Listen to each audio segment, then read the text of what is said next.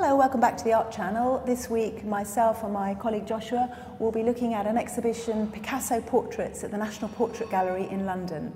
This is an exhibition which spans Picasso's 7 decades of portrait painting and really sees him experimenting and testing the boundaries of what portraiture can be. So this extraordinary painting is called Portrait of Sebastià Joaña i Vidal, who was a Catalonian friend of Picasso in Barcelona.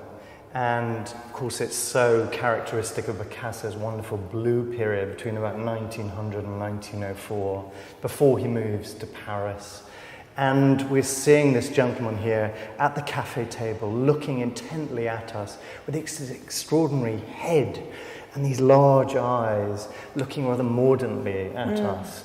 And beside him is a prostitute.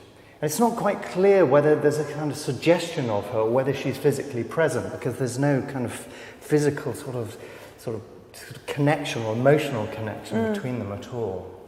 I think you're right, the way the two sitters are painted, very, very different. He is definitely present, he's engaging with the viewer. The woman beside him is a memory, is quite ethereal, is quite caricaturish actually. And to think that she was originally a dog, there was a dog in the painting, X-rays reveal that he overpainted. But I do think it has this real gothic, melancholic feel about it, and it does remind us of Degas and the Absinthe Drinker.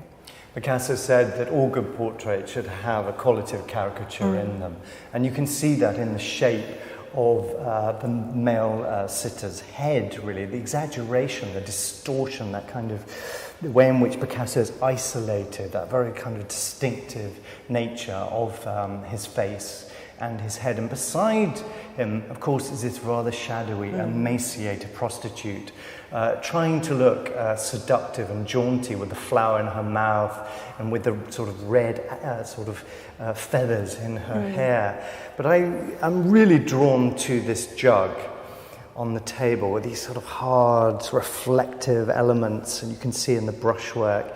And I think it becomes a metaphor, really, for the brittle quality of the woman, her fragility beside the male sitter. But it also echoes the shape of Sebastià's head. It has these, as you say, these two areas that are really luminous. His head, almost skull, and that jug, and they do echo. It's a very clever composition. You're drawn into this dark corner of a bar, and this is painted in the early 1900s, and it's a real look into another world. But also there's a great sense of pathos, of empathy, there's a humanity in this portrait. Picasso has seen the kind of sort of gritty character of bohemian life, of those struggling on the margins in the city. And it's a world of excitement, but also perhaps of a kind of quiet despair. And so it's quite a troubling painting too, while nevertheless never leaving that sense of humour behind. Here we're looking at this wonderful cubist portrait of Daniel Henry Kahnweiler, who was a friend of Picasso's and a collector, a great supporter of Picasso, and bought many of his early works. This is 1910, so it's 3 years after Damoiselle d'Avignon, and it's a wonderful portrait. This man emerges from this kind of cubist background. Well, the challenge in Cubism is whether you can make a conventional portrait. Can you represent the features of the sitter? And in a sense, it's the most challenging sort of task that Picasso could set himself, because Cubism is all about fracturing and deconstructing the object, suggesting that the world is very complex visually, and the information is actually far more kind of nuanced than just the surface and appearance of things. And so he here introduces hundreds of little facets that appear to sort of shimmer and reflect the light.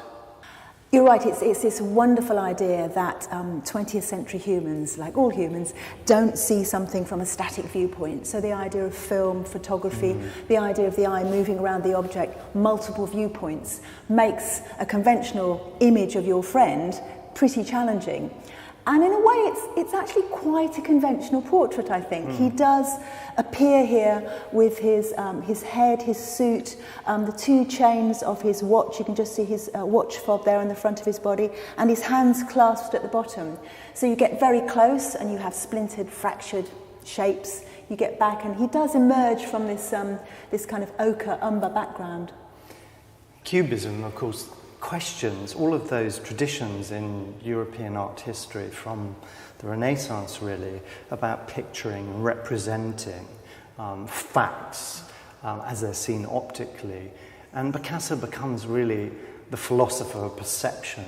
How do we look at the world? How do we process information? And I always think about how we learn as children how to identify the material world and objects and attach language to it so that we have this sort of, almost like a sort of shorthand for communicating with each other. And this is what Picasso is really investigating. And it's so radical, isn't it? It totally changes the nature of art. That the artist can move away from this fidelity to, as it were, observation. Yeah, I think we can't overstate the fact that this changed perception in painting, in filmmaking, in writing, in 20th century art and literature in Europe. It was absolutely radical, the idea that you could deconstruct a human.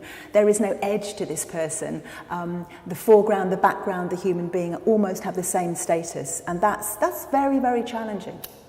And I think this idea of time is also significant because, it questions that idea of an object or a person being fixed in time, because we're presented with so many different viewpoints of this sitter, and we can just about make out features such as the eyes here and the nose and perhaps the chin here.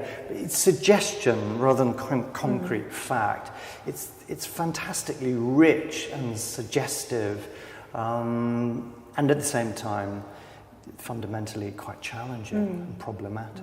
And as you say, radical in that it makes us think that the world is not true in a particular way, that there are multiple viewpoints for 20th century humans. So it was such a huge movement. And where does that leave the artist in terms of being the mediator between, as it were, the object, the person, and, as it were, the receiver or looker? Well, the job of the artist has completely changed, hasn't it? The job of the artist is no longer to record the world, but to give you options, different viewpoints, different thoughts, and that's a whole new way of making a portrait. Here we have an example of one of Picasso's metal sculptures that he makes in the 1950s. It's called Sylvette. It's made in 1954, and he was working with a 19-year-old model who he meets in the south of France when he's working on a lot of ceramic production. And what's really exciting about this piece is the way in which it operates in so many different ways, particularly the fact that it's painted on both sides of a flat metal sheet. Absolutely. What's wonderful about it is it's somewhere between a painting and a sculpture. Patently, it's a three-dimensional piece of work, but it operates in that space between the two. It's, as you say, on a piece of sort of bent metal. Actually, he worked these up in cardboard, and Sylvette's boyfriend cut out the steel templates, and then Picasso paints on them. This side is very cubist. It's got that classic look. We are looking at the front of her face and the side of her face, and this very dramatic ponytail. Unlike lots of Picasso's models, she was a blonde woman, very blonde. And it has a real drama. For me, it's very much about draftsmanship and drawing as well. So I think this is a very successful piece of work. It picks up on that cubist innovation that he achieves with Braque earlier in the 20th century, and it's as if he's returning to those lessons, to those interests, but expressing it in a new media. And this is so characteristic of Picasso, this sort of restless curiosity about materials, about working in ceramics, working with printmaking, but also with sculpture. And as you have just said, he creates both a painting and a sculpture using this accordion steel object that implies this multiple viewing again, almost like cut film jumps from one point of view to another. It's a fascinating thing. And it's wonderfully confident. I mean, he paints on the surface this white paint, black paint, but also he leaves the metal to come through. So he uses that real truth to materials that he has. And, you know, sculpture is sometimes problematic in that it has to have a very heavy, clumsy plinth. This one stands up, so there's nothing else for your eye except the piece of work itself. Then on the other side, he contrasts that cubist styling of the head, seen both in profile and frontally, with this very naive, childlike rendition of the face, just as a series of marks, almost like, again, one of those cut-out cubist assemblages. And he repeats, of course, the profile of the ponytail, but here he's just in sort of painting wet on wet to imply the strands of hair. And it is beautiful, as you say, because you're getting, you know, this is the mid-50s, 1954, you're getting all of his experience, all of his confidence, and two of his styles on one piece of work. So it's very, very engaging, very, very, seemingly very simple, but I think absolutely beautifully executed. Picasso and the National Portrait Gallery is a huge and engaging exhibition. It covers 7 decades of this painter's career, and there are over 80 portraits here. And I think it's incredible still to see Picasso darting from movement to movement deftly. He can do classical, his beautiful blue period, and this brilliant cubism. And later in his career, we see him kind of combining and revisiting those. And also I think it's important to think that these are his friends and family, and it's very engaging to think that they are central to his way of working. And what this show reinforces is Picasso's underlying humanity, his curiosity, this sort of restless interest in materials, moving from the traditional portraiture to something much more kind of experimental, and also moving from the particular sort of details of a sitter's face and physical features to more universal qualities in terms of mood and feeling. So it's a wonderful and exciting show, and a rare opportunity to see so many of his portraits made over the longevity of his career. Thank you for watching the Art Channel.